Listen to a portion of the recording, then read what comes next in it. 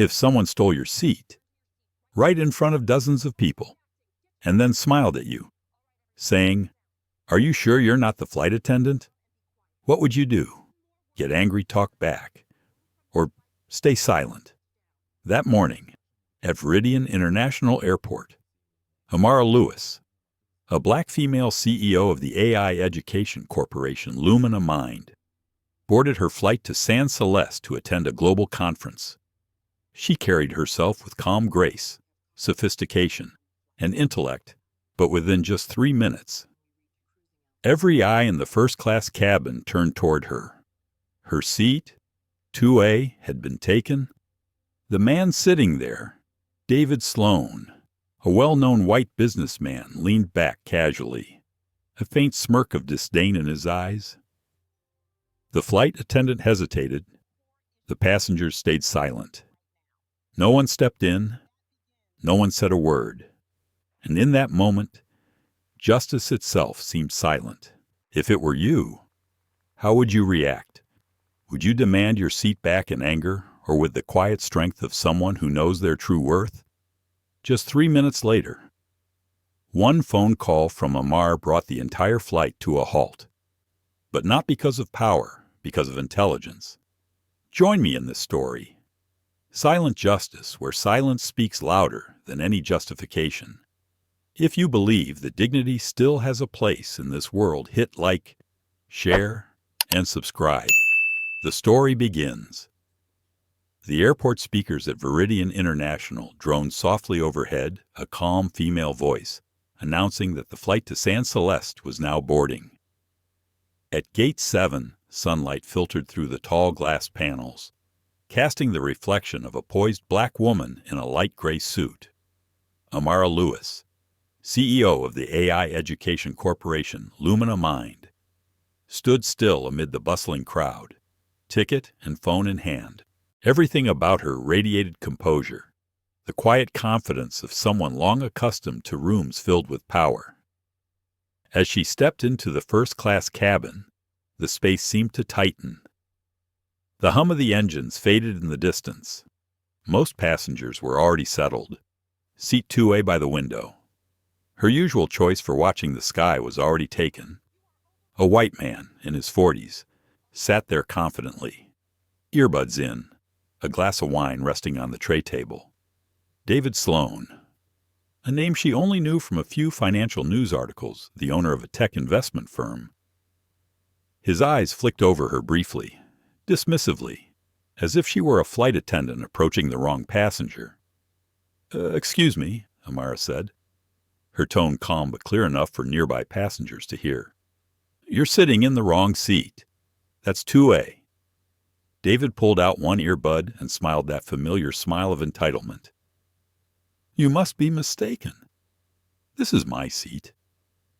Maybe you should check again. Amara handed over her ticket. Flight attendant Lyra stepped in, checking her tablet. A few passengers turned their heads, curious. The air grew slightly heavier. Mr. Sloan? Lyra said quietly. Seat 2A belongs to Ms. Lewis. Your seat is 2C. David chuckled under his breath. The system must have messed up again. I've been platinum for 10 years. And her. He gave Amara a slow, judging look from head to toe. You sure you're not part of the crew? The cabin went silent. Lyra froze, unsure what to say. A man a few rows back cleared his throat, then stayed quiet. Amara said nothing. She simply looked at David. Her gaze wasn't angry, just cold. Cold enough to make even the cabin lights seem dim. I believe the system rarely makes mistakes, she said softly, but people often do. Her voice was barely above a whisper, yet David heard every word. Lyra quickly motioned for him to move to seat 2C. He picked up his wine glass, muttering as he stood. This world's gone upside down. Everyone thinks they deserve first class. The words drifted through the air and lingered. Amara sat down. She adjusted her smartwatch, a sleek device with the Lumina Mind logo etched on its face. For a moment, the screen caught the cabin light and glimmered. She exhaled slowly. "If I respond." A quiet voice echoed in her mind. "I become exactly what they expect me to be." A young black boy in the row behind her watched with a mix of awe and pride. His mother gently squeezed his hand, as if to say, "Learn from that, son." Lyra returned, setting a glass of water on Amara's table, her eyes tinged with guilt. "I'm sorry for the inconvenience, Ms. Lewis." Amara smiled polite, without bitterness. "It's all right. Sometimes silence is the most complete explanation." The engines rumbled, signaling takeoff. David glanced sideways at Amara, only to find her gazing out the window serene, yet deep in thought. The cabin fell silent once again. Only the soft hiss of wind brushed against the fuselage. And somewhere up there, beyond the clouds about to open, a fragile line between arrogance and dignity had just been drawn without a single word. No one knew that within minutes. The very man who stole that seat would come face to face with true power, not the kind born of status, but of intellect. The first-class cabin hummed with the steady rhythm of the engines. No one had said a word since David Sloane reluctantly gave up his seat. Only the quiet sounds remained: the rustle of a magazine page, the soft clink of a spoon against glass, and the faint aroma of freshly brewed coffee mingling with the air. Amara sat still, eyes fixed on the window. Outside, the early sky gleamed silver. Inside, the air was thick-heavy with an unease everyone could feel, but no one dared to voice. The insult moments ago had left no trace on her face, but it had left something deeper in the minds of those who witnessed it. They began to wonder, who is she, to remain that calm? David glanced through the gap between the seats. He was still irritated. In his mind, the image of that black woman sitting in the seat that should have been his pricked at him like a thorn.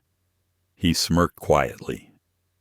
These days, all it takes is a nice suit and people think they're special. But Amara didn't notice, or perhaps she didn't care. Her fingers brushed lightly against the screen of her smartwatch. The dark display lit up for a few seconds, showing a small blue code, EF3, silent code. She entered a quick sequence, then switched the screen off, as if she had only checked the flight time. No one noticed, but somewhere else in the operations control room at Veridian Airport, warning lights began to flash. The internal security system had just received an EF3 alert, a code rarely, almost never, used. On the monitor appeared the message, Corporate Security Override, Lumina Mind Protocol. 3 security officers exchanged glances. Who triggered this code? Confirmed. Sender is Amara Lewis. The name made the duty chief look up instantly. He typed rapidly, checking the flight database. My God, that's the CEO of Lumina Mind. She's aboard Flight 417 to San Celeste. Meanwhile, on board the aircraft, the cabin lights shifted from white to a soft amber. A calm announcement echoed through the speakers. Ladies and gentlemen, please remain seated. A technical signal is being verified. Lyra, the lead flight attendant, frowned slightly, whispering into her headset. David groaned. What now? There's always a delay. I need to be in San Celeste on time. Amara didn't move. Her expression didn't change. Light from the window reflected in her eyes, clear and steady. 1 minute, 2. Then 3 men in federal security uniforms boarded the plane, speaking briefly with the pilot before walking directly toward the first row where Amara sat. Lyra bent closer, voice low but urgent. Ms. Lewis, they need to verify the EF3 security signal you activated. Amara nodded. Unsurprised. Good. That means they're following procedure. David turned toward her. bewildered. "You sent that signal. What's going on?" No one answered him. One of the officers whispered something to Lara, then turned and gave a respectful nod. "We just need to confirm your identity. Ms. Lewis?" Lara took a slow breath, eyes widening as she read the digital ID the officer handed her. Amara Lewis, Chief Executive Officer, Lumina Mind Corporation. The air in the cabin seemed to freeze. A woman in row 3, who had been reading a newspaper, slowly lowered it and murmured, "Oh my God, that's Amara Lewis. I just watched her on Global Vision Talks last week." Heads began to turn. Curiosity turned into shock. And David, his face stiff, his lips trembling without sound. "You're the CEO of Lumina Mind?" "Yes." Her reply was short, calm, and it silenced everything else. The pilot stepped out of the cockpit, apologizing for the interruption, then turned to Amara. "My deepest apologies. Ms. Lewis, we verified everything. The situation will return to normal shortly." She nodded. "It's all right. Truth needs to be verified, not defended." The words were soft, almost a whisper, but they sliced through the heavy silence like a fine blade. David lowered his head, eyes darting away. Each word he'd said earlier, each look of disdain came flooding back. Shame seeped into him slowly, like ink spreading through water. Lyra turned aside, blinking away the sting in her eyes. She understood it wasn't about power. It was about poise, the strength of a person who didn't need to accuse or prove. The engines roared softly as the plane prepared to move again. The cabin lights dimmed to a gentle glow. Silence settled over everyone once more. David adjusted his jacket awkwardly, trying to find words, but Amara never looked his way. She opened her phone, typed a quick note. Intelligence doesn't need to speak to prove itself. When silence is deep enough, it echoes on its own. In the back row, the young black boy from before was still watching her. This time, his eyes held not just admiration, but faith. And the other passengers, they looked at each other, quietly changed. They had just witnessed a power shift, one that made no noise, no scene, no revenge, only truth quietly revealing itself. As the aircraft accelerated down the runway, the announcer's voice came gently over the speakers. "Flight 417 to San Celeste is now departing." The window beside Amara reflected her calm silhouette, her hand resting on the wrist where EF3 had been sent. She closed her eyes, letting the sound of the engines drown the last fragments of what had happened minutes ago. But inside that cabin, justice had already taken off silent, yet unstoppable. As the airplane engine steadied into a soft hum, the first-class cabin sank back into a fragile stillness like the surface of water just after a ripple fades. No whispers, only the faint wind murmuring outside the window, and the quiet heartbeat of those who had just witnessed something they hadn't expected. Amara Lewis sat there calm, her gaze drifting toward the scattered white clouds beyond the glass. And David Sloan, the man who'd looked down on her only minutes before, now avoided her completely. Each time the plane tilted slightly, he felt his own shame tilt with it. It seemed everything would end there. Until Clara Voss, the woman in seat 3B, leaned forward slightly, her tone low, refined, yet carrying the cold sharpness of someone used to giving orders. "I think anyone could have made a mistake," she said. "There's no need to make everyone uncomfortable over it." Lyra glanced at Amara, waiting for her response, but Amara simply turned her head, her voice soft. I don't believe anyone here feels uncomfortable, ma'am." Her words were gentle, like a breeze brushing past the door. Clara froze for a second. That face? She'd seen it before. A shareholder meeting, a pitch deck, or Perhaps a call she once hung up on halfway through. A pause. Then Clara frowned slightly. You once submitted an investment proposal to Horizon Capital in 2016, didn't you? Amara nodded slowly. Yes, and you were the one who rejected it. Clara pressed her lips together, trying to keep her tone neutral. At the time, your idea didn't seem viable. I was just doing my job. Amara lowered her gaze, fingertips tracing the rim of her glass. Her tone was calm, neither sad nor resentful. No, you rejected it because I chose a team of black students from a poor neighborhood instead of your daughter for the pilot project. The words dropped into the cabin like a stone into still water. No one breathed too loudly. Lyra paused mid-step, holding a coffee pot. Clara didn't answer right away. She blinked, forcing a faint smile. I just thought you were being sentimental. Business needs results, not charity. Amara lifted her head, her eyes steady, not angry, but sharp enough to make anyone afraid to hold her gaze too long. I wasn't being charitable. I chose them because they understand what it means to fight to survive. Sometimes, intelligence forged in struggle lasts longer than any degree money can buy. David glanced over, but this time he said nothing.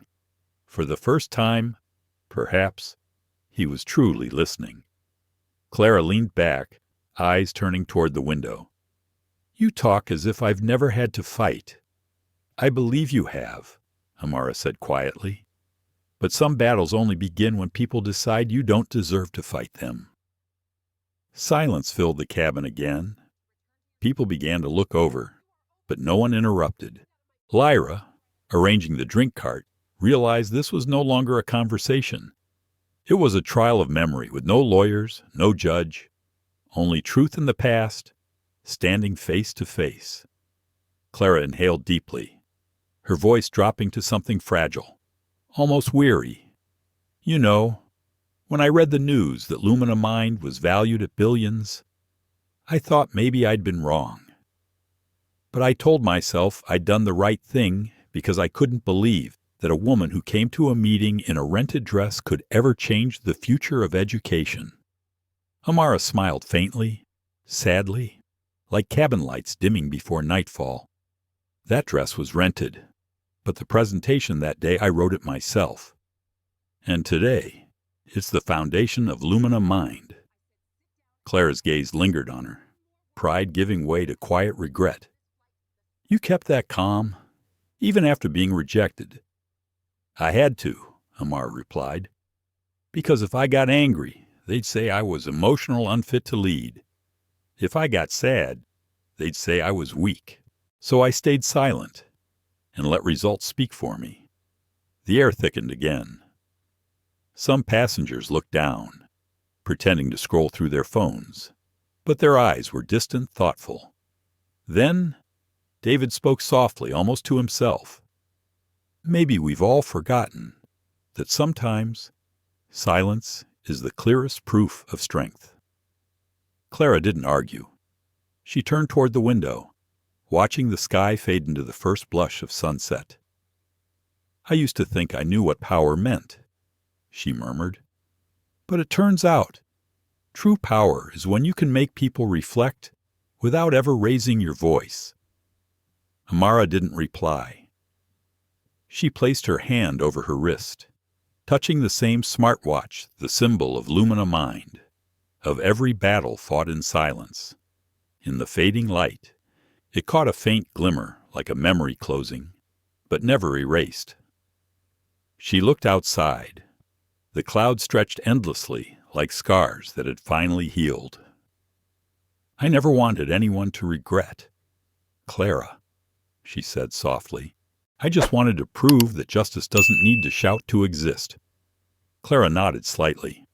No more excuses. The flight continued, a quiet calm settling over the cabin.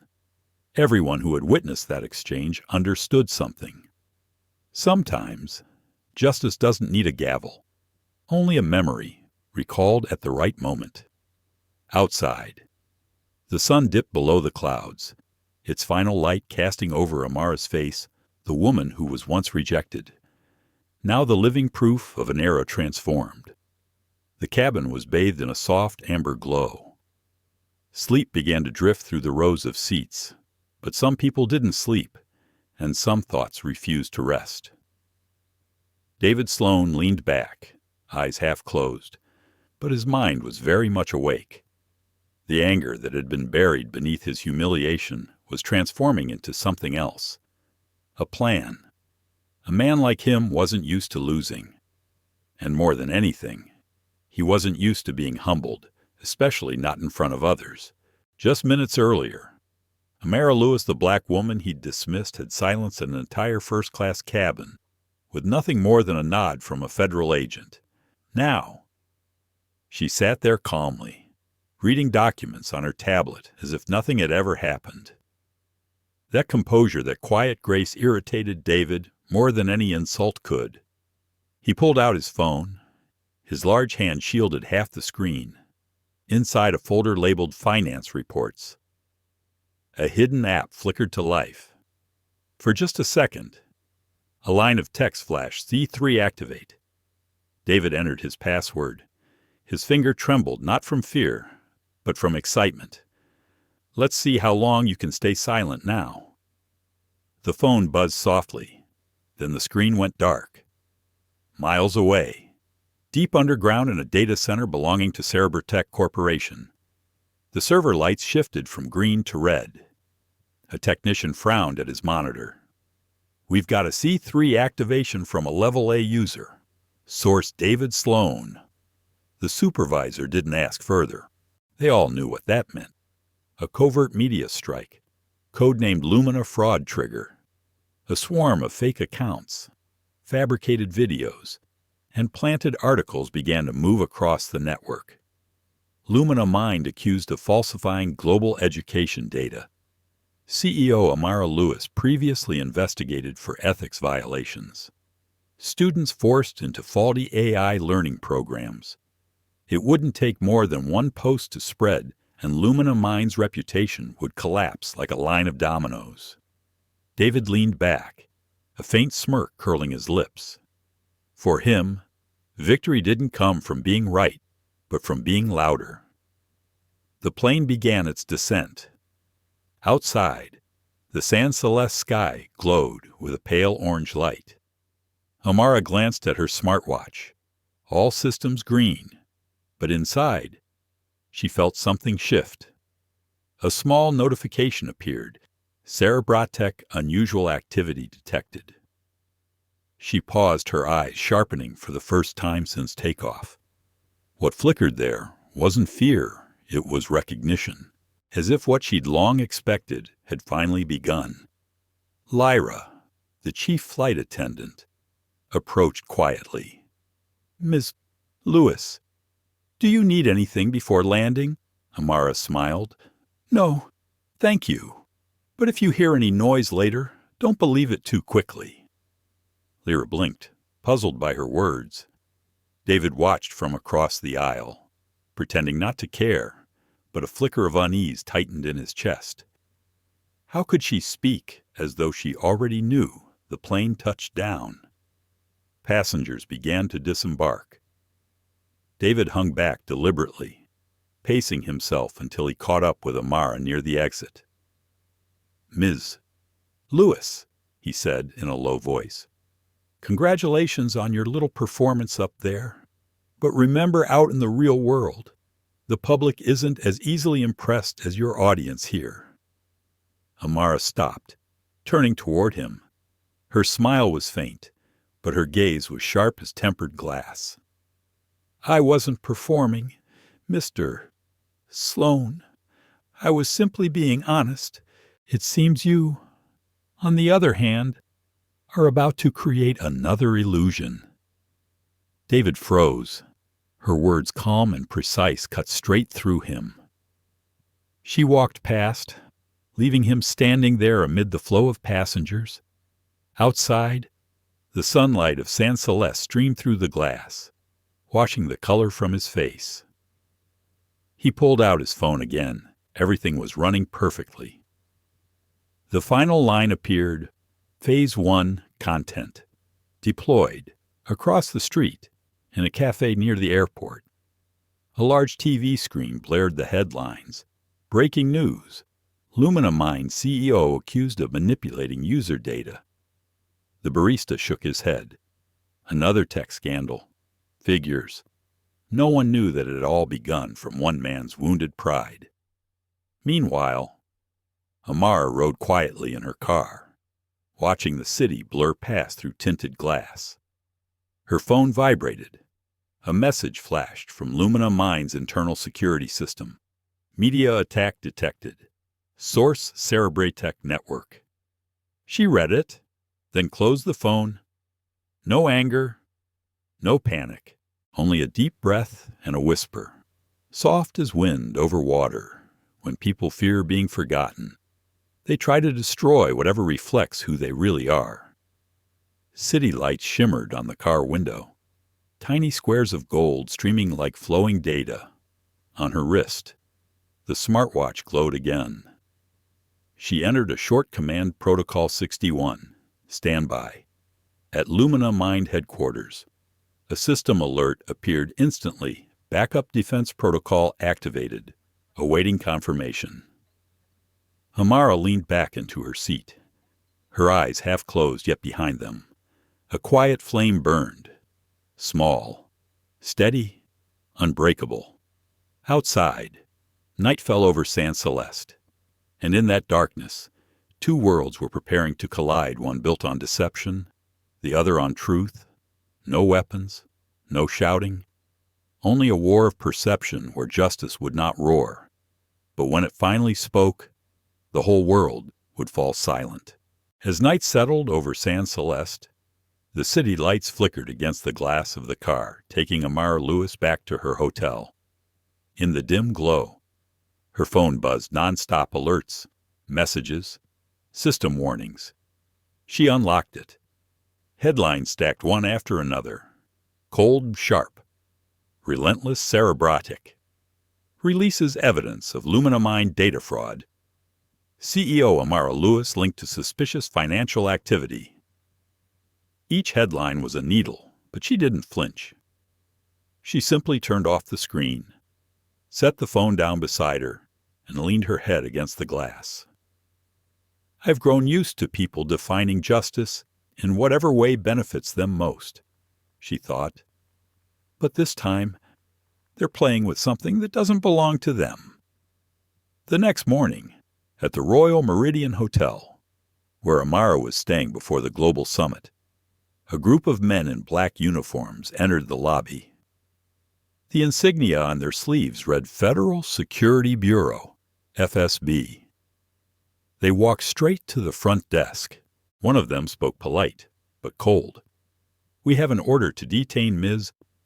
Amara Lewis for identity verification and security questioning. News spread quickly. Within minutes, dozens of phone cameras were raised. No one knew what was happening but in the online world. Images are judged long before they're understood.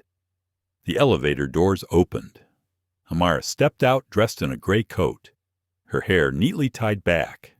No makeup. Yet there was a quiet dignity about her that seemed to command the room. A security officer approached, voice steady but formal. Ms. Lewis, there's a small issue regarding your travel records and corporate security clearance.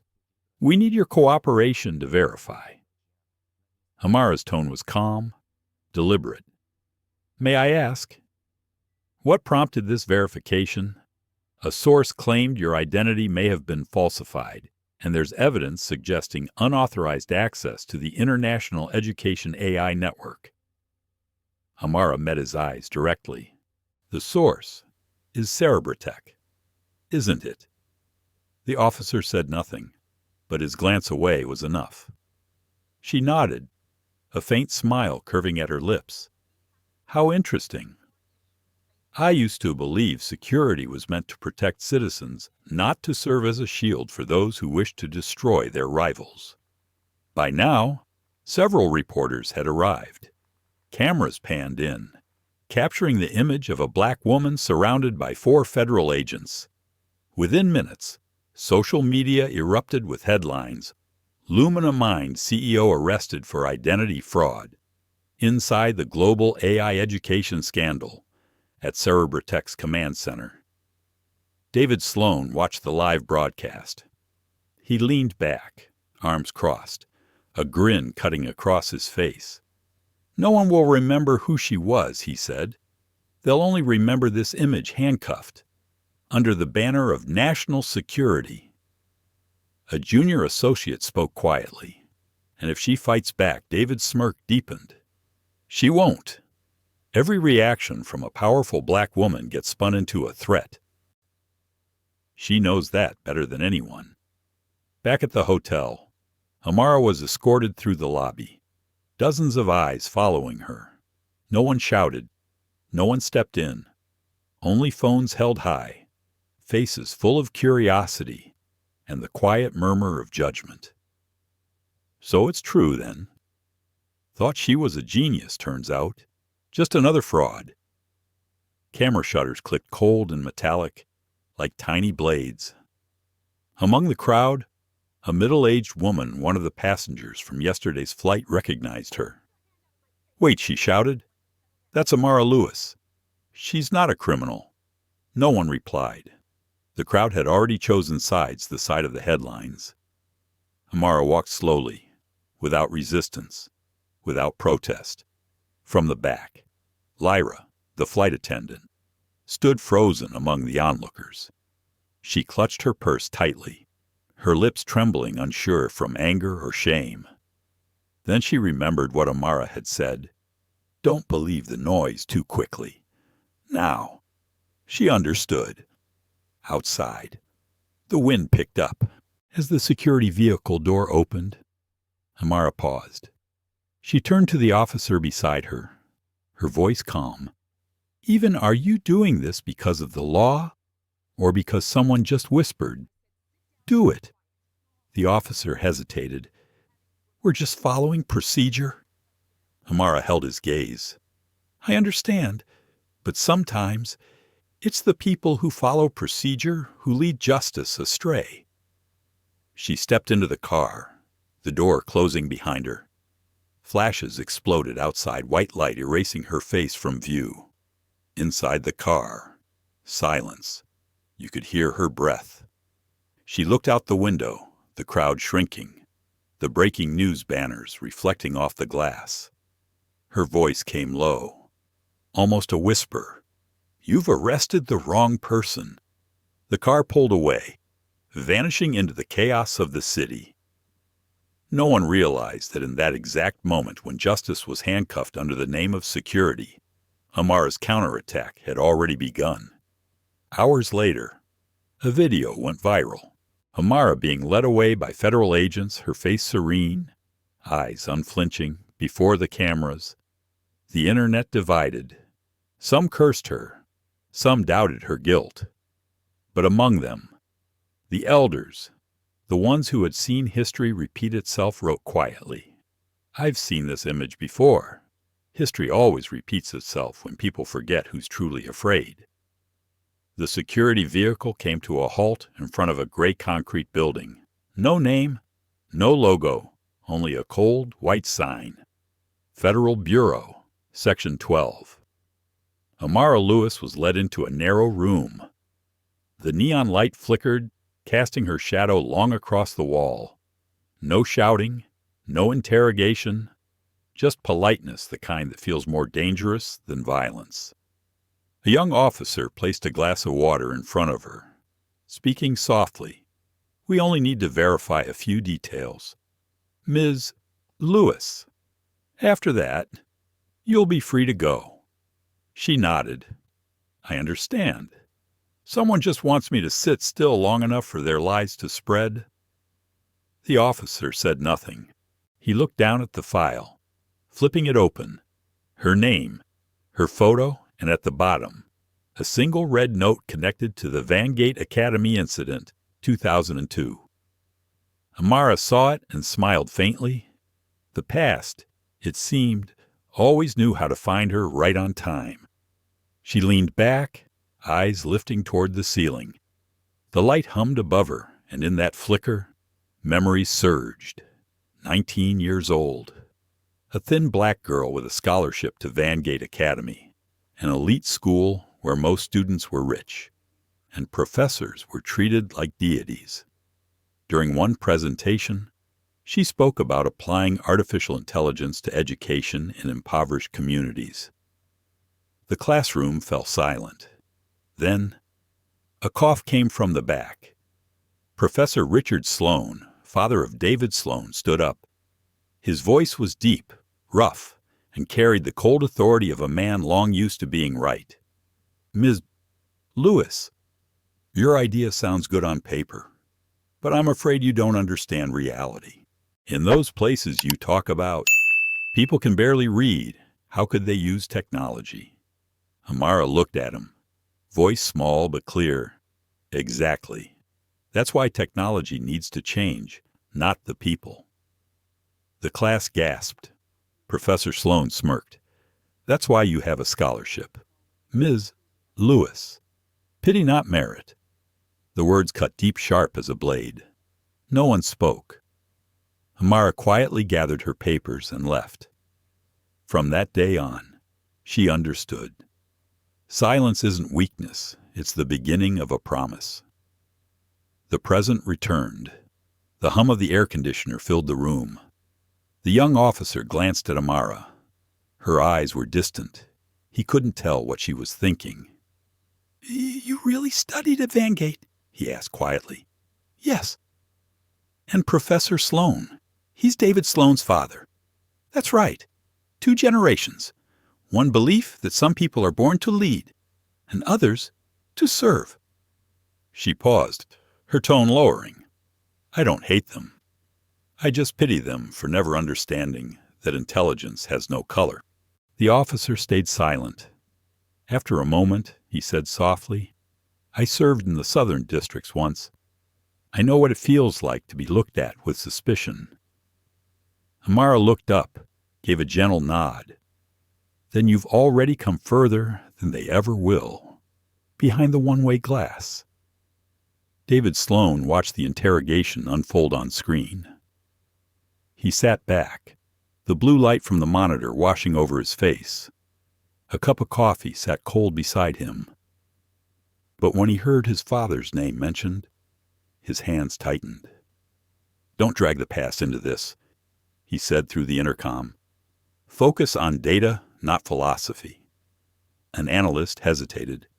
"Sir, if she mentions Richard Sloan—" "The public might recall the discrimination case at Vangate." David cut him off. "I said stop. She has no proof. We do. Inside the room." Amara sat still. She knew David was watching.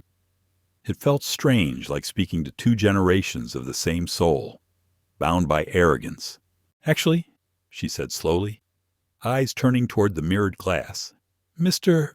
Sloan, if you're listening, I want to thank you. If not for your father, I might never have learned how to fight without anger." The young officer blinked, confused. "Who are you talking to?" "The past." She smiled a soft, sorrowful smile. "Because in the end, it was the past that taught me this. Justice doesn't need revenge. It only needs to last long enough to show who's truly imprisoned." Behind the glass, David Sloan said nothing. His hands trembled slightly. In his eyes, the woman in that cold room blurred, blending with a younger memory, his father, standing in a lecture hall. The same sharp gaze, the same cruel certainty. And for the first time, David realized he had become the man he'd spent his life trying not to be. The door opened. The officer returned, setting a new file in front of her. "Ms. Lewis, we verified it. The data used against you was manipulated. You're free to go." She stood, straightening her coat. "I know. Truth always finds its way back, no matter how many layers of lies you bury it under." She walked toward the hallway, pausing briefly by the glass wall. Her reflection shimmered faintly. "Mr. Sloane," she said softly, without turning. "Perhaps you should ask your father, who taught me how to stay silent." Outside, rain poured over San Celeste. Raindrops streaked down the car window like old memories, clean, cold, and true.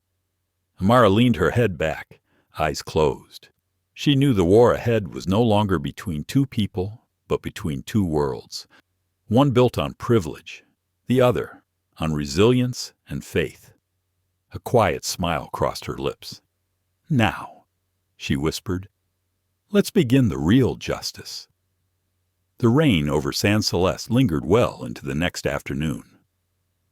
Amara Lewis sat by the hotel window, a cup of cold tea in her hand, watching the raindrops trace long lines down the glass like streams of data that never stopped flowing. Everything seemed quiet, but she knew the real war had only just begun. After the interrogation, Amara was released, though that freedom felt fragile, thin as morning mist. Fake news still flooded every feed, every network.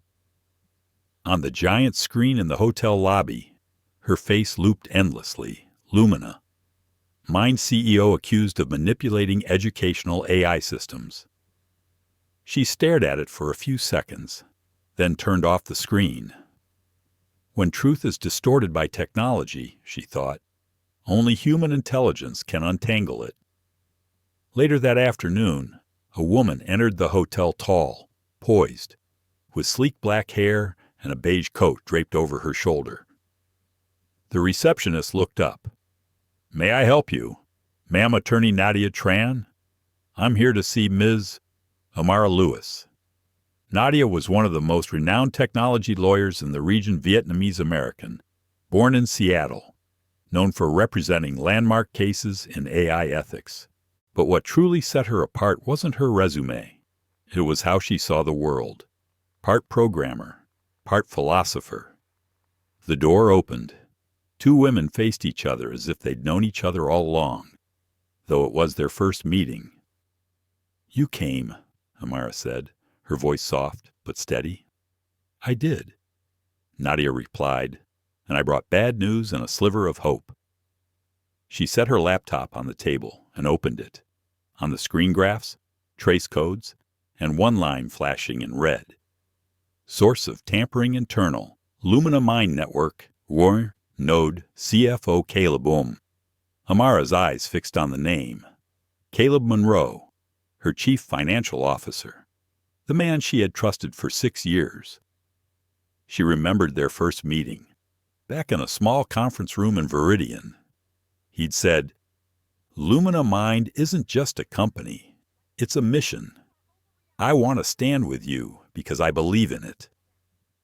Now those same words echoed back like a cruel reminder. Nadia typed a few commands, bringing up a data flow chart. The C3 Activate code that David Sloan launched from Cerebrotech tunneled into Lumina Mind's system through an internal account. Caleb opened the API gateway, maybe without realizing the full scope of what he was enabling. Amara didn't speak. She leaned back in her chair, eyes closed. The golden light fell across her face, exhaustion visible, but not defeat. Nadia watched her quietly, then said softly, "I used to think silence was weakness, but when I see you, I realize some people only speak when their words are powerful enough to change the world." Amara opened her eyes, meeting Nadia's gaze. "I don't want revenge. I want to restore balance.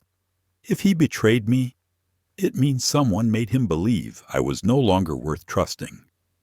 Nadia nodded slowly. "Then we make them reveal why." She reached into her coat and pulled out a small device, a data trace beacon, a tool for tracking hidden data transfers. "I embedded a code fragment into Lumina Mind's system. If anyone accesses the modified files again, we'll know instantly." Amara was silent for a moment. Then she tapped her smartwatch. Her fingers entered a short command, Protocol 61. Activate. A faint blue light pulsed on her wrist. On Nadia's screen, lines of code erupted. Lumina Mines global servers began locking down across 3 countries. The network shifted into quantum shield mode, a secret contingency protocol known only to Amar and 2 others. Nadia's eyes widened. I thought Protocol 61 was just a rumor. It's not, Amar replied, voice calm as wind. I built it for days like this. The room glowed with light from the monitors. Outside, the rain had stopped. The city of San Celeste held its breath. You do realize, Nadia said quietly, if we go further, you'll be standing against Cerebratek and the government behind them. I know. And you still want to do this. Not want, need. Nadia studied her for a moment, then nodded. Then I stay. Not for the world's justice, but for yours. In that instant, the silence between them was no longer empty. It became an alliance between 2 women, 2 colors, 2 worlds bound by the same dignity. That night, as Amara sat alone, her watch vibrated softly. A new alert appeared. Data breach attempt detected. Node Caleb. Source Cerebratek server. She stared at it, her eyes not angry, only heavy with sorrow and pity. When loyalty is bought with fear, people forget what once made them proud. She sent a short message to Nadia Begin the next morning, inside a sleek high-rise in downtown San Celeste. Nadia Tran walked into Cerebratek's headquarters. She carried a federal court order authorizing a temporary data seizure. Handing it to security, she said firmly, we have the right to confiscate all materials related to the Lumina fraud trigger operation. David Sloan was in a meeting when he got the news. He looked up sharply. Who authorized that his assistant replied, Attorney Nadia Tran, signed by Judge Owens. David frowned. Tran. That name. Always finding ways to crawl through the cracks of the law. But what he didn't know was that this time, those cracks were the trap closing around him. That evening, Amara stood on the balcony, watching the city lights bloom below. The wind carried the scent of the ocean and steel. She didn't smile. She didn't celebrate. What she felt was something deeper, the calm before the next storm. They want to see how I'll react, she thought. Then I'll show them how intellect responds when it's underestimated. She texted Nadia, when they attack with data, we answer with truth. When they use lies, we counter with evidence. And when they choose destruction, we choose creation. The message sent. And in that moment, a new war was born, not one of weapons, but of intellect and integrity. Oh, Part 8. The Media War. On the 3rd night after Protocol 61 was activated, the city of San Celeste glowed brightly as if nothing were collapsing beneath the surface. But somewhere else, on millions of screens across the world, Amara Lewis's face appeared in a video no one expected.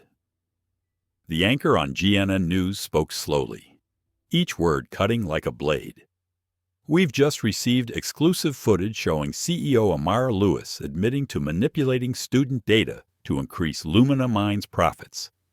The screen shifted. Amara appeared, sitting in an office, her expression cold, her voice clear. Don't worry. We can fix the numbers. No one will ever check. The sound, the breathing, the lighting. Everything was flawless. Terrifyingly flawless. A tech analyst appeared next, saying, "This is the strongest evidence yet of the deceit behind so-called fair education." Within hours, the video spread like wildfire. On social media, the hashtag #MeowExposeAmara exploded. People shared, commented, judged without ever questioning if it was real. Meanwhile, in a hotel suite on the 27th floor, Amara stood before the TV, watching herself say words she had never spoken. 98% authenticity, Nadia said quietly, her voice tense. They used next-gen deepfake. The face, the tone, the lip sync all synthesized from hundreds of your public videos. Amara's gaze never left the screen. So, they chose to assassinate honor, not the body. Nadia said nothing. She knew in this world, to die in reputation was far crueler than to die in flesh. 3 Sirrah. Both women sat in Lumina Mind's temporary San Celeste office. The monitors glowed with encrypted data, thousands of packets streaming like veins of light through the dark. A young cybersecurity engineer spoke up. We've compared it. The video was built from over 600 original clips of Lewis. They used a deep learning model to reconstruct her face and voice. Pixel match rate almost perfect. Nadia turned to Amara. Only one company has the resources and AI infrastructure to do this Cerebrotech. Amara nodded slowly. And they know that when a black woman is accused of deceit, society will believe it faster than any fact-checker ever could. Her tone wasn't bitter, just calm. And that calmness was heavier than rage. The next morning, they went to the DARPA Technology Analysis Center, invited by an old colleague of Amara's, a silver-gray building, deep in the industrial zone, the kind of place where modern wars no longer shed blood, only data. Dr. Kellerman, a white-haired expert, watched the footage and spoke in a low, measured tone. This deepfake scores at 98.4% authenticity. It can't be detected by standard tools. But there's one: tell the light reflection in the pupil. At second 43, the reflection doesn't match the angle of illumination.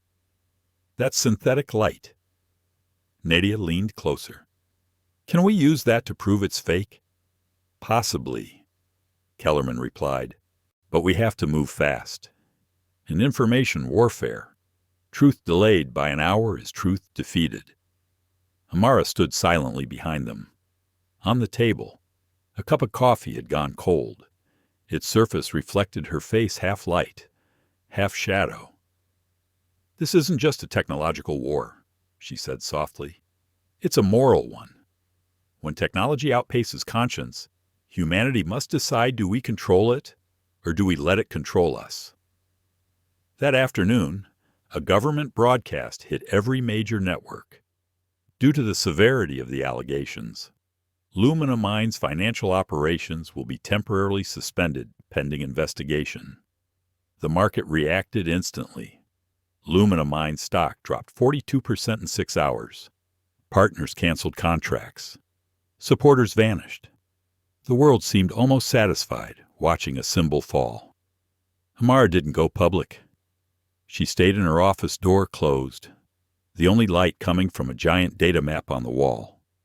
Each glowing point represented a manipulated media node. She stared at it for a long time, then murmured, "You know, Nadia, the saddest thing isn't that people believe the wrong thing. It's that they believe it too fast." Nadia's fingers hovered over the keyboard, her voice steady. "Then we'll make the truth travel faster than lies." She sent the first encrypted packet proof of deepfake manipulation to DARPA's independent verification team and the International Press Federation. Attached was a short note. Truth requires time. That night, the city glowed once more from streetlights and from phone screens. People still argued, mocked, and speculated, but buried among the chaos. A small, anonymous video appeared. A technical breakdown comparing eye reflections showing that Amara's real footage and the viral deepfake were completely mismatched. Within hours, the clip hit 10 million views. And for the first time, public opinion began to slow down. In their dimly lit room, Nadia watched the screen and whispered, "They're starting to question the lie. You've won the first round." Amara didn't smile. "No, I just want them to learn to ask before they believe." She drew back the curtains, Morning light spilled across her tired but unwavering face. We won't win by proving them wrong. We win when they ask themselves, why did I believe it? That evening, a veteran journalist wrote in The Atlantic, maybe she's guilty. Maybe she's not. But what haunts me is this. Why are we so ready to destroy a person over a single video? The words spread like a knife cutting through the wall of noise. And on the other side, David Sloan read the article, for the first time feeling uneasy. If she won't fall, he muttered, then she'll vanish another way. He didn't know that at that very moment. Amara was already reopening Protocol 61, preparing the next phase of her counterstrike. Her eyes sharpened as lines of data unfolded before her. They call it deepfake, she said quietly. But I call it reverse enlightenment, making darkness look like light. Now it's my turn, to show them that real light can blind the world. 3 days after the deepfake was exposed, the storm of public opinion hadn't yet settled. The same news outlets that once attacked Amara Lewis had now gone silent, not out of remorse, but anticipation. They were waiting to see what she would do next. In a brightly lit hotel room, Amara stood before the mirror, a gray suit, no jewelry, none of her signature red lipstick. On the table lay a single invitation to the global live broadcast of Inside Perspective. Behind her, attorney Nadia Tran carefully reviewed a stack of documents. Are you sure about this? Nadia asked quietly. You know this isn't just an interview. It's a public trial. I know. Amara's eyes stayed on the mirror. And you're still going. I'm not choosing to go, she said. I'm just choosing not to hide. Her reflection was calm but deep, like the bottom of the ocean. When the studio lights came up, the familiar opening music played. The host, Eleanor Briggs, a veteran journalist with over 3 decades of experience, looked at Amara with a mix of skepticism and respect. Ms. Lewis, she began, thank you for being here. The world is divided. Half believe you're innocent, the other half call you a symbol of hypocrisy. What do you want to say today? Amara sat upright, hands resting gently on her knees. I didn't come to defend myself. I came to remind people of something that someone tried to erase, that truth has its own sound. Eleanor gave a subtle nod to the control booth. Moments later, a video began to play on the giant screen behind them. Static. Then a voice deep, unmistakable. David Sloan, from a Cerebrotech Corp. Board meeting. 3 months earlier. Lumina Mind can't survive without our infrastructure. Let the media do the rest. When her image collapses, we'll buy her company at 1/10 the price. Another voice joined in, likely a tech director. And if that fails, we release the video. People will believe anything that looks more real than their own belief. The studio fell utterly silent. No movement, no whisper. Eleanor turned back to Amara, eyes wide. Do you have the original recording? Amara nodded. The source file was encrypted and verified by DARPA's Independent Audit Division. It's tamper-proof. A quiet exhale rippled through the audience. Eleanor looked down, scanning her notes. Then why? Why did you stay silent all this time? Amara smiled softly, not deflecting, not defensive, because sometimes silence is the only way a voice can be heard clearly. I wanted the world to see that silence isn't always weakness sometimes. It's the space we give to measure how far others will go in their lies. In that moment, millions watching across the globe held their breath. Online comments began to shift. The hashtag #StandWithAmara emerged first in whispers, then in waves. Amara lifted her gaze to the camera. Her voice was steady, resonant like the low note of a symphony. I wasn't destroyed because I was wrong. I was attacked because I don't belong to their world, a world where power is mistaken for truth, and truth itself is treated like a commodity for sale. She paused, bowing her head slightly, a gesture both humble and final, like a closing argument in the trial of morality. Eleanor, who had interviewed presidents and world leaders, sat in silence for a long time. Then she asked quietly, "Some say you're turning yourself into a symbol. Aren't you afraid people will only remember you as a victim?" Amara shook her head. "I don't need to be a symbol. I just want to be proof that when lies are used to destroy a person, intelligence and patience can be the strongest form of resistance." A smattering of applause echoed through the studio, hesitant, but real. A few in the audience stood, tears streaking down their faces. Eleanor bowed her head slightly. "Ms. Lewis," she said softly, "perhaps today we didn't just hear a story, we witnessed a lesson." When Amara stepped out of the studio, the night lights of San Celeste glimmered against the glass towers. Nadia was waiting by the car. "You just shook the entire world." Nadia said, her tone a mix of pride and unease. "I didn't want to shake it," Amara replied. "I wanted it to think." Out on the street, young people were holding signs. "Truth needs time." Stand with Amara. A brown-skinned boy, maybe 16, stood by the curb, filming with his phone, his eyes bright with hope. Amara smiled faintly. "You see, Nadia, that's the real reward. Not applause. Faith restored." At that same moment, inside Cerebrotech headquarters, David Sloan slammed a folder onto his desk.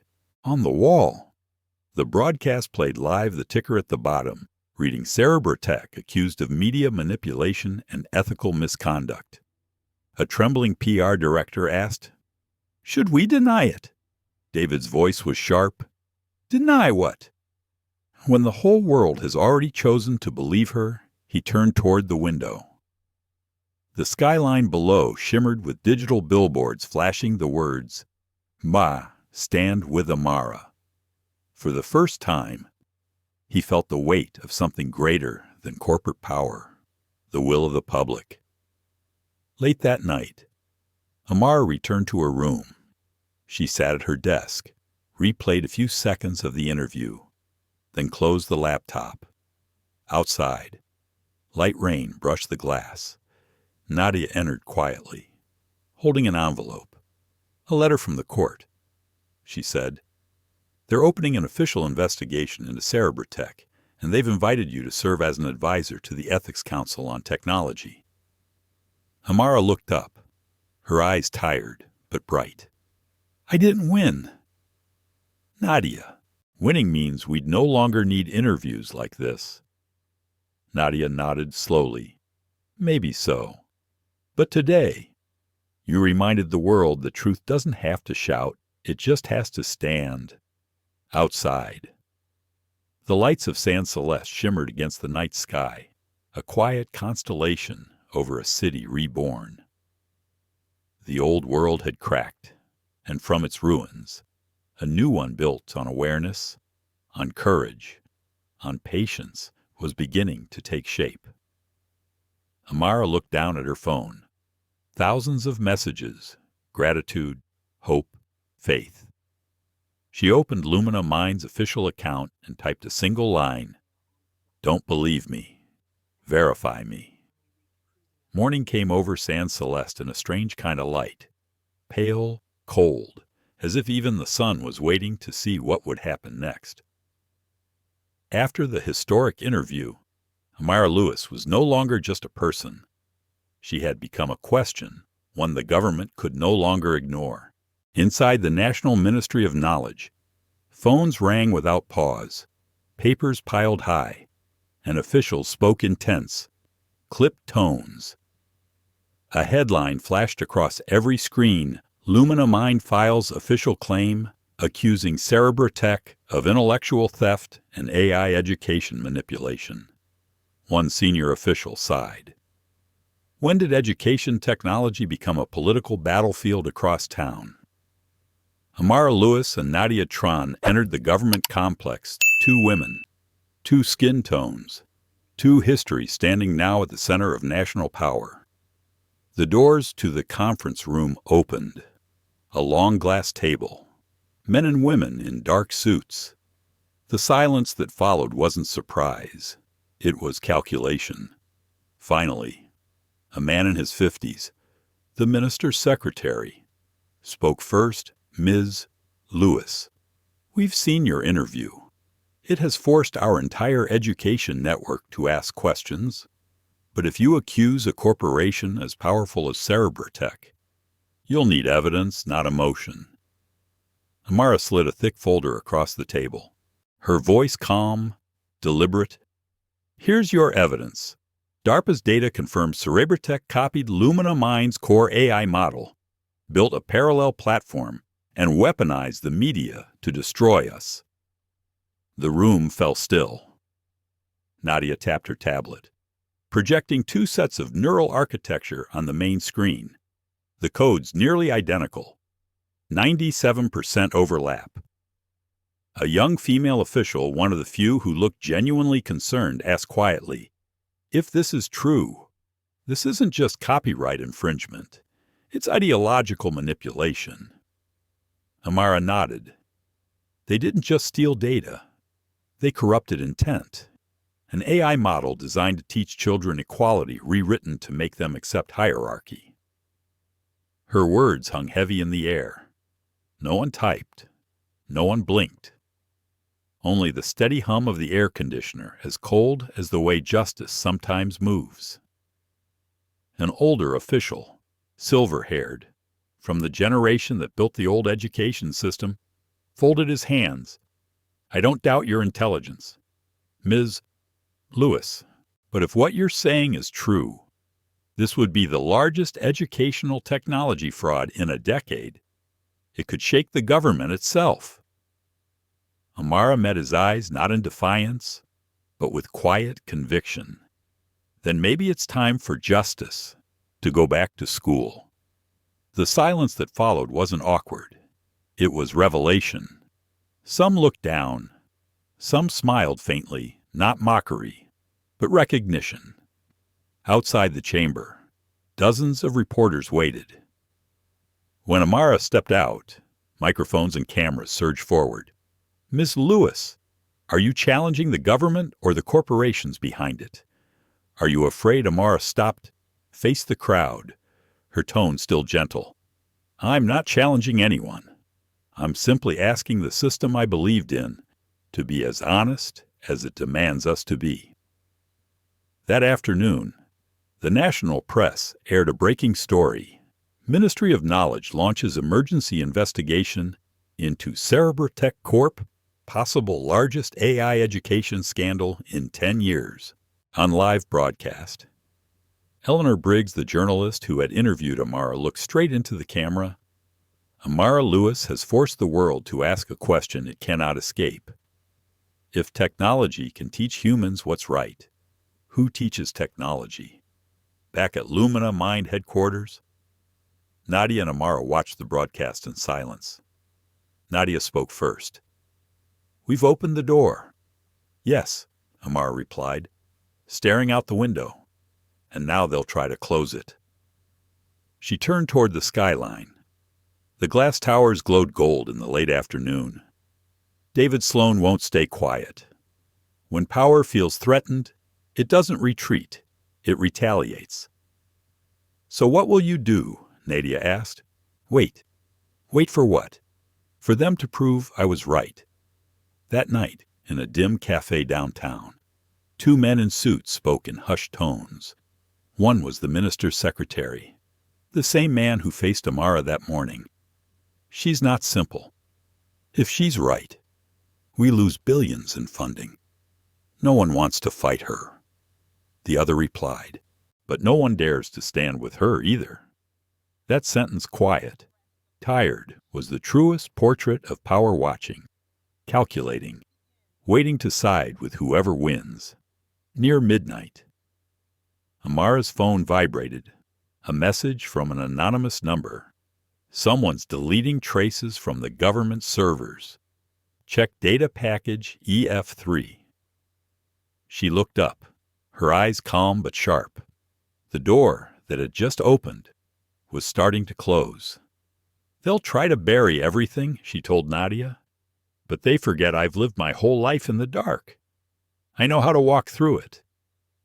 As night fell over San Celeste, the first lines of government data began disappearing. This was no longer a battle between Amar and Sarah Bratek. It had become a war one woman against an entire system that believed it could rewrite the truth. But Amara wasn't afraid. She whispered, almost to herself, "Justice, if it doesn't learn, will keep failing its exams." And somewhere in the city, far from sight, a faint signal of Protocol 61 flickered back to life. That night, San Celeste still glowed under its sleepless lights. After Amara left the Ministry of Knowledge, Nadia Tran stayed behind at Lumina Mind headquarters, working deep into the night. On the screen before her, hundreds of banking transactions streamed by lines of numbers and letters that, to most, looked meaningless. But to someone with a lawyer's eye and investigator's intuition, they spoke the secret language of power. Then, something strange appeared. A transfer from Signal Room Media, a small advertising firm, to an account owned by Sarah Bratek Corp. From there, another transfer, this time to a political fund called the Hanford Alliance. Nadia froze, her face lit by the glow of the monitor. "Signal Room Media?" she whispered. Why would a deepfake production company be funding a senator? She opened 3 more windows, linking the transactions, connecting the threads. The pattern came together, clean, elegant, and terrifying. Sarah Bratek paid Signal Room Media to create fake videos, then used Hanford Alliance to launder the money and lobby for legislation designed to cripple Lumina Mind. When morning came, Amara arrived. Nadia was still awake, her hair messy, coffee cold. "You should get some sleep," Amara said. "Can't," Nadia replied. "I found it." She turned the screen around. At the top of the page glowed one line. Connection confirmed, Sarah Bratek, Signal Room Media, Senator Hanford. Amara read it in silence, each word etching itself into her memory. "Hanford," she murmured, "the head of the National Ethics Committee." They exchanged a long look, words unnecessary. A man who wrote laws to protect fairness was the same man writing laws to conceal fraud. That afternoon, Eleanor Briggs received an encrypted message. An anonymous source had sent her a folder of financial records, ad contracts, and a contact list. Among the names Senator William Hanford. Eleanor read in silence, then muttered to herself, "The game just leveled up." The next morning, the National Herald ran the story on its front page, "The Hidden Alliance Between Tech and Politics Sarah Bratek. Signal Room Media and Senator Hanford accused of manipulating AI education." The subheading read "Secret Funding, Fake Media Campaigns, and a Plan to Control National Student Data." The news spread like wildfire. TV networks picked it up. Analysts dissected it. Ethicists spoke out.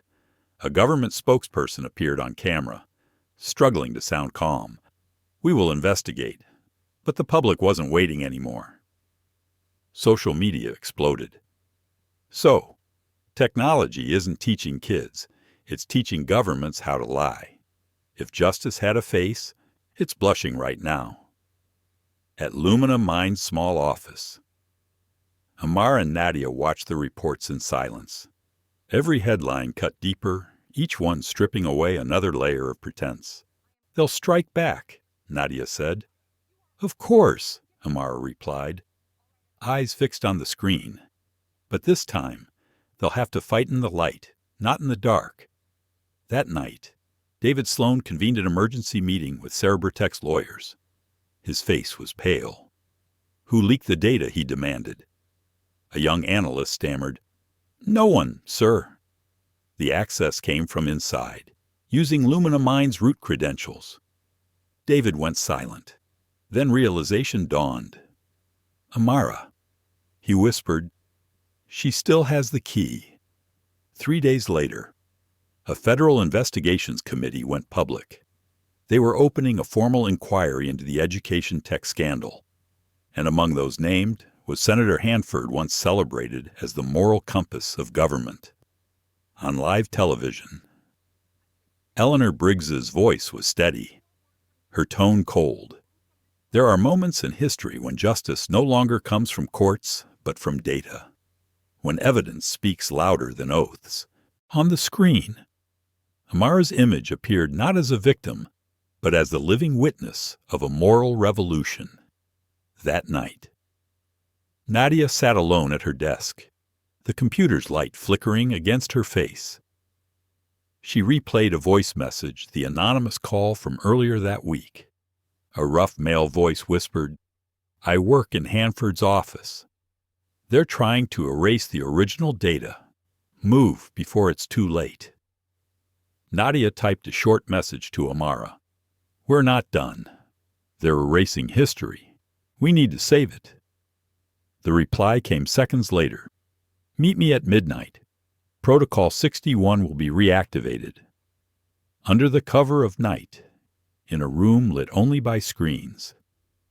The two women worked in silence. Lines of code raced down their monitors, data files uploading to an encrypted international server. The new archive bore a single name, the Integrity Vault. Amara spoke softly, her eyes fixed on the data stream. "If they want to erase it, we'll carve it into the sky." With what, Nadia asked. "With intellect and integrity, the only things they'll never be able to copy." By dawn, every major outlet carried the headline, "System shaken. New evidence confirms financial ties between politics and tech." A columnist wrote today, "Justice doesn't ring from a gavel, but from the keystrokes of two women."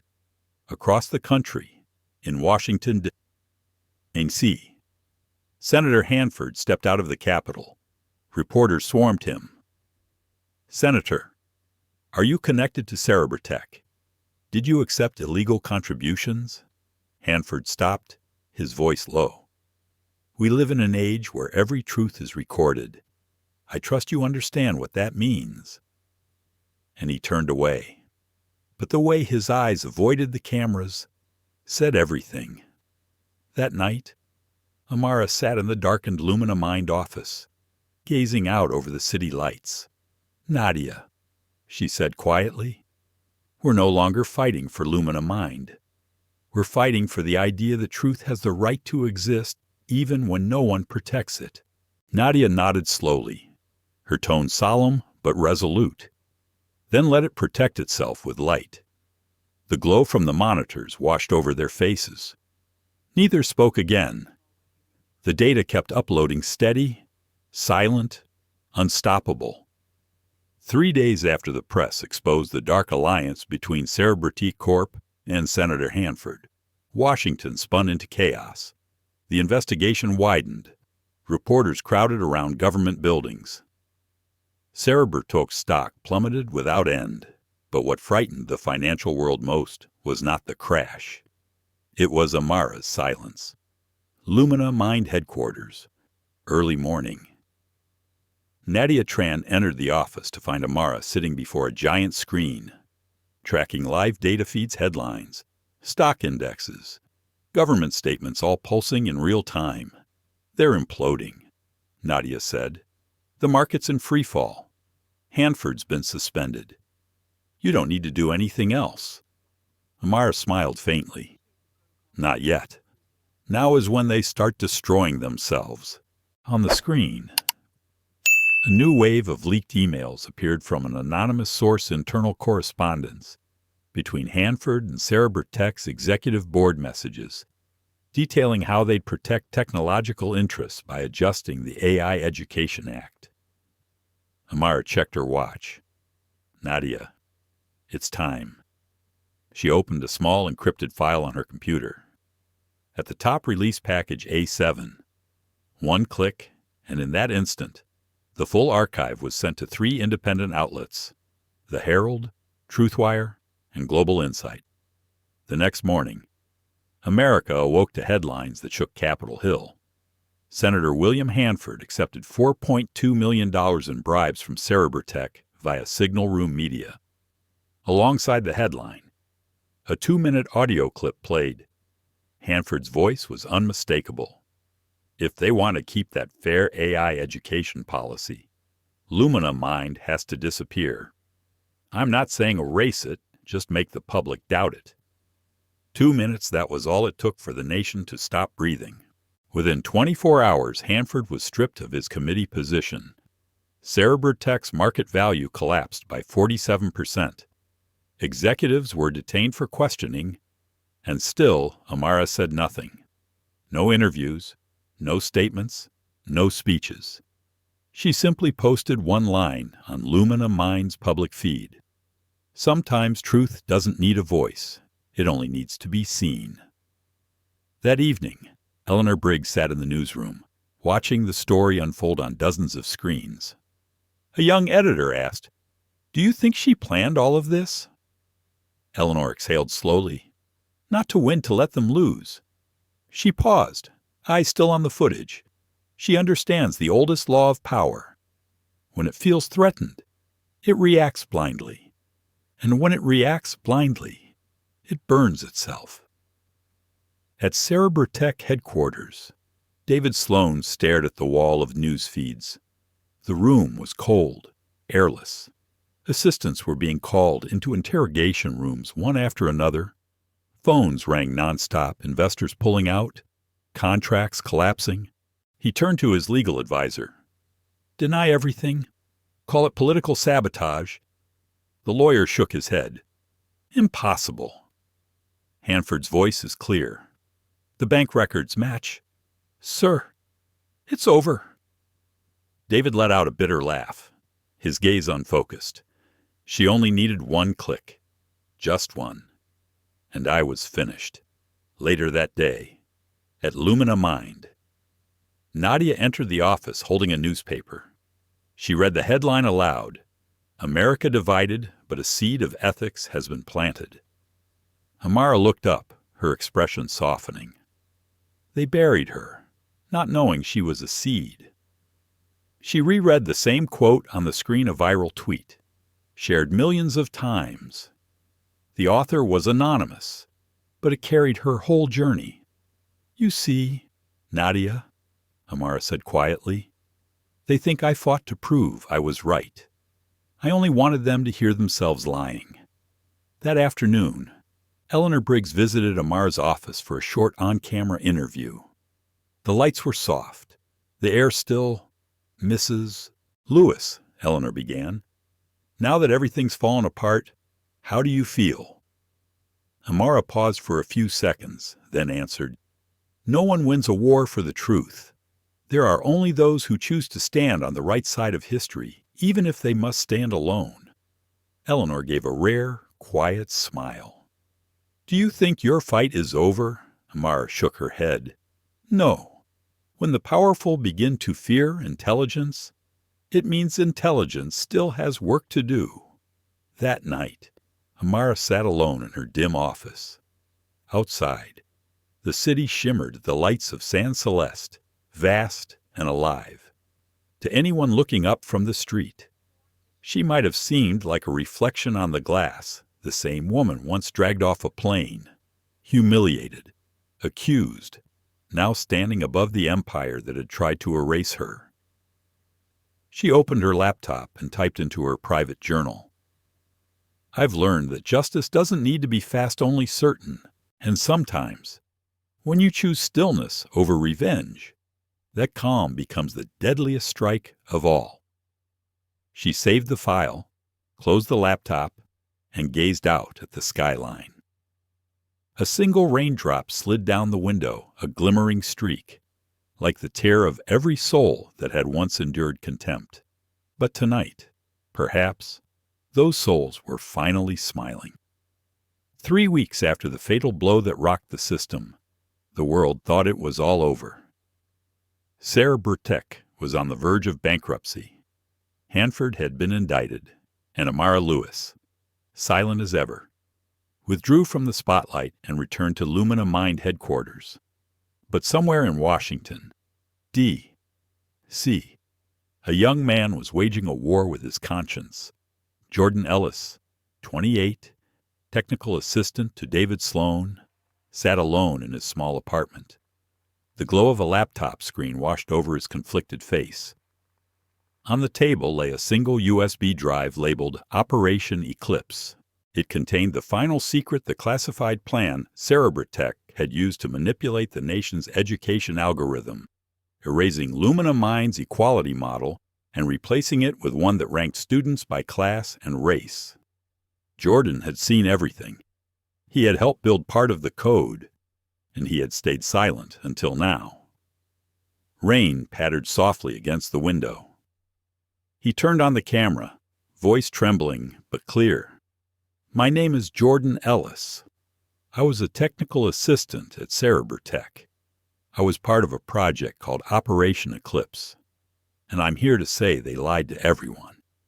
He paused, inhaled deeply, eyes locked on the lens as if facing his own reflection.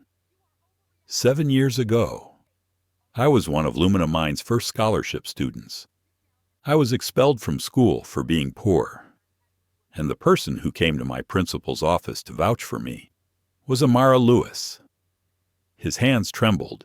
He looked down, tightening his grip on the USB. "She told me, don't let them teach you silence in exchange for acceptance. Learn so you can be free." I thought I understood what freedom meant, but then I grew up and forgot. He opened the USB. Lines of code and reports filled the screen, each one a wound cut into truth. These files prove that Sarah Bertek and Senator Hanford's political group intentionally altered the national AI education algorithm to categorize students by income, background, and race. Jordan looked straight into the camera, his voice steady now, almost calm. They didn't just steal Lumina Mind's technology. They stole the future of the children Amara once fought to protect at Lumina Mind. Nadia Tran was in a meeting with the legal team when a notification flashed on her tablet. "Ma'am, there's a new video going viral. They say it's a whistleblower from Sarah Bertek." The room fell silent. Nadia tapped the link. On screen appeared Jordan's face and the title, "I Choose Truth.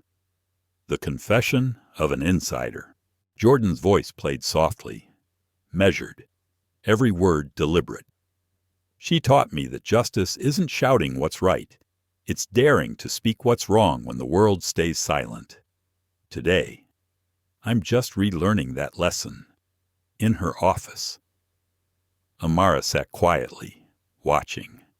No emotion crossed her face, only her eyes deep, steady, reflecting the image of the boy she once saved from the shadows. When Jordan spoke his final words, she smiled faintly. "She taught me to seek the truth. Now it's time I return it." A single tear fell onto her hand, not from pain, but from the quiet joy of seeing the seed finally bloom. 2 hours later, the video had circled the globe. Every major network aired it. The hashtag #NowTruth returns top trends worldwide. People reposted one line over and over. "She taught me to seek the truth.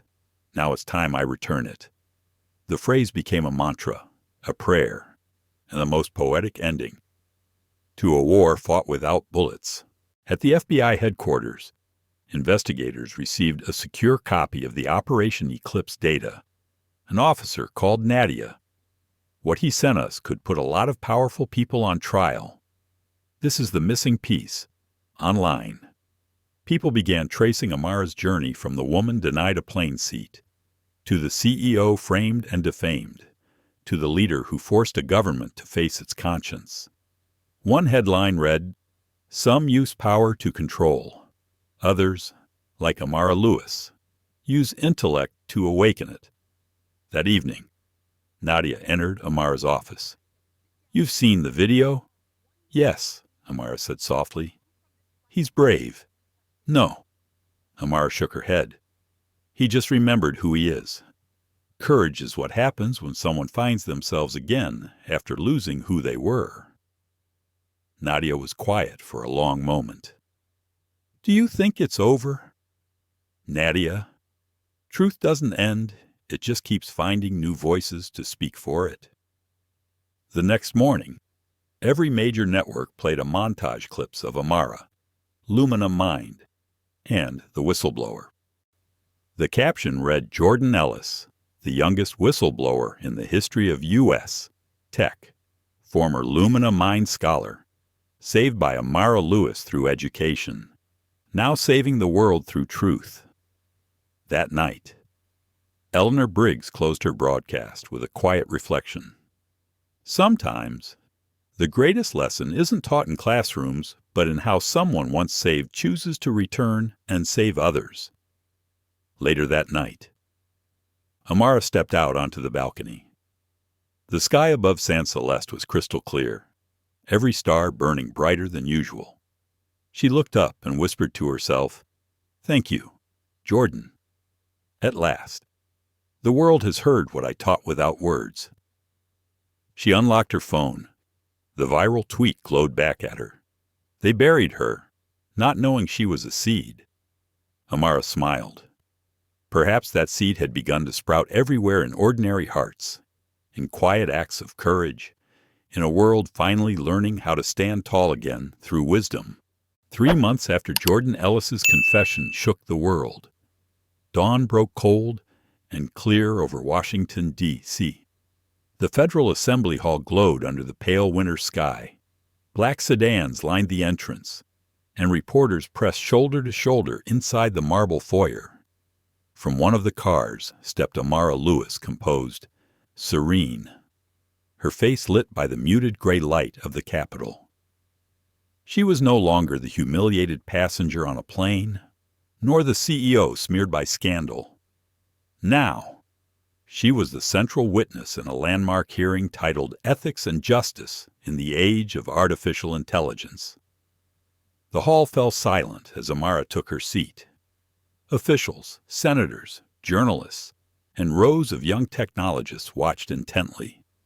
Before her lay a slim folder stamped Lumina Mind Learning Technology and Human Dignity. When the chair invited her to speak, Amara rose. No grand opening, no rhetoric, just a steady breath and a voice clear enough for everyone to feel their own pulse between the words. "I did not come here to assign blame. I came to remind us that technology is not innocent. The people who build it must have a conscience." The silence deepened. Her gaze swept the room, pausing where Nadia Tron and Jordan Ellis sat together. "We have created machines that can learn, decide, and sometimes discriminate. What we forget is that those lines of code reflect the people who wrote them." A slide appeared behind her children, from rural America, Africa, and India students of Lumina Mind's free learning program. If an algorithm can make a poor child seem less capable, that technology is not progress. It is simply a more sophisticated form of inequality. Her tone softened. "We don't need machines smarter than humans. We need humans wise enough to build machines with hearts." The hall erupted not with political cheers, but with the unmistakable applause of shared truth. Within hours, her speech was streamed across the globe. Hashtag #InOurJustice Learns Again trended in every major language. The next morning, the federal president signed an executive order appointing Amara Lewis as National Advisor for Ethical AI in Education, the first of its kind. One headline captured the symbolism perfectly, from being dragged off a plane for her skin color to shaping the moral compass of a nation's future. Lumina Mind's value soared not from profit, but from renewed public trust. For the first time in years, people believed that one company still placed humanity above data. A small ticker scrolled quietly at the bottom of news screens. David Sloan turns himself in, cooperating with full corruption probe. When asked why, he told reporters only I fought the wrong woman, but everyone understood he was really speaking about his own lost conscience. That night, long after the cameras left, Amara stood on the balcony of the Federal Hall. Below, hundreds of citizens still gathered, holding handmade signs. Thank you, Amara.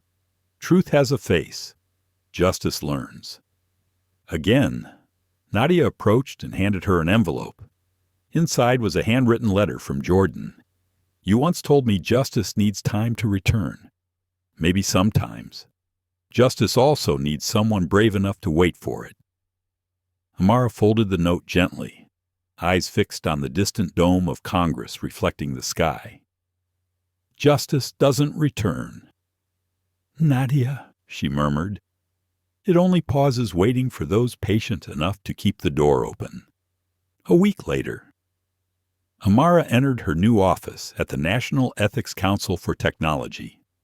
Behind her desk hung her most quoted line, "Technology is not innocent. The soul behind it must be." On her desk stood a framed photo from years ago, a smiling young Amara surrounded by her first Lumina Mind students. Among them, a thin boy with glasses named Jordan Ellis. She touched the frame lightly and smiled. One chapter had closed. Another was beginning, where justice was no longer a courtroom verdict, but an everyday act of integrity.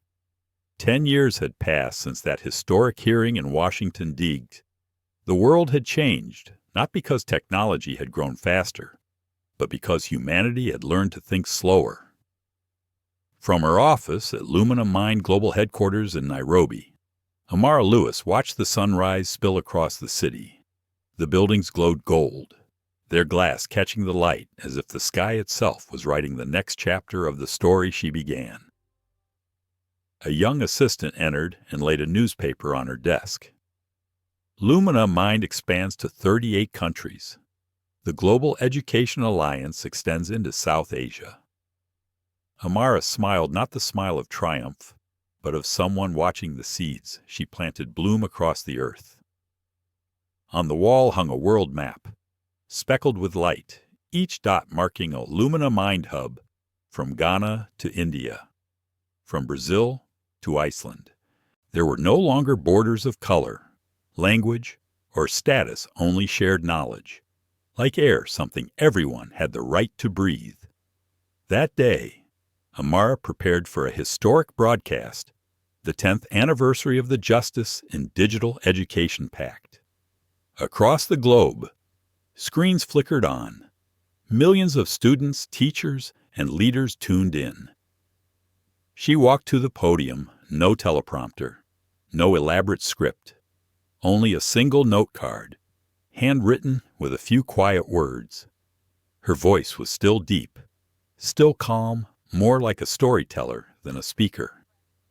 The day I was dragged off that airplane, I thought it was the end, but sometimes prejudice is just the first test that justice gives us. The hall fell completely silent. When I was a poor girl at Vangate Academy, my dream was to sit in the front row of the classroom. Today, I stand here not to sit in the front row, but to make sure every child has a seat of their own. Her eyes swept the audience, young faces from 38 nations, looking back at her with hope. I didn't walk a path someone else built. I built the path itself. The line floated through the air soft, but seismic. When the event ended, people rose to their feet, applauding. It wasn't applause for a leader. It was for the woman who reminded humanity that we learn not to win, but to understand. Back in her office, Amara's secretary handed her a small, weathered envelope sent from Mumbai, India. Inside was a piece of lined paper, written in uneven English handwriting. Dear Miss Amara, I study in Lumina Mind School.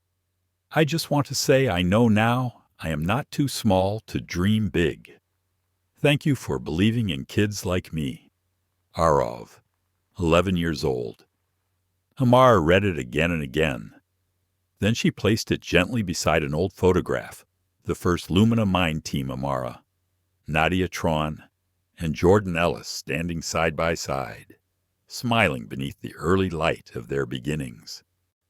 That afternoon, as the meeting ended, Amara walked down the marble corridor. Sunlight poured in through tall windows, surrounding her like a soft halo. Employees stopped where they were saying nothing, only watching, aware they were witnessing something beyond time. A presence, not a person. That night, in her quiet room, Amara opened her digital journal, the same file she had written in for 10 years. She typed slowly, "Justice is not a destination. It's a path we walk every day. When we teach a child to think, we make the world a little fairer. And that is how justice continues in silence. Somewhere far away, in a small classroom on the outskirts of Chicago, a teacher played an old video titled Amara Lewis, Federal Council Address 10 years ago. The children sat in awe, eyes wide. A little girl raised her hand. Is she still alive? Miss the teacher smiled. Maybe, but even if she isn't, her justice still lives in every lesson we learn today. Light streams through the corridor windows. Amara walks slowly, coat over her shoulders, posture straight, head high. No music, only the sound of wind. A voice narrates softly, distant yet timeless. They said she lost her seat that day, but no one knew from that stolen seat. She built an entire world where everyone finally had a place to sit. The screen fades to black. A final line appears, Amara Lewis, the woman who taught justice to speak without words. The story of Amara Lewis, a black woman whose seat was taken on a flight, yet chose intellect over anger, stands as a powerful symbol of human dignity and resilience in a world still shadowed by prejudice. Her journey reminds us that justice doesn't come from the loudest voice, but from the quiet persistence of integrity. From one moment of humiliation, Amara transformed pain into purpose, turning scorn into the spark of enlightenment. She didn't fight just for herself, but for a generation, for everyone who has ever been underestimated because of their skin, their background, or their place in the world.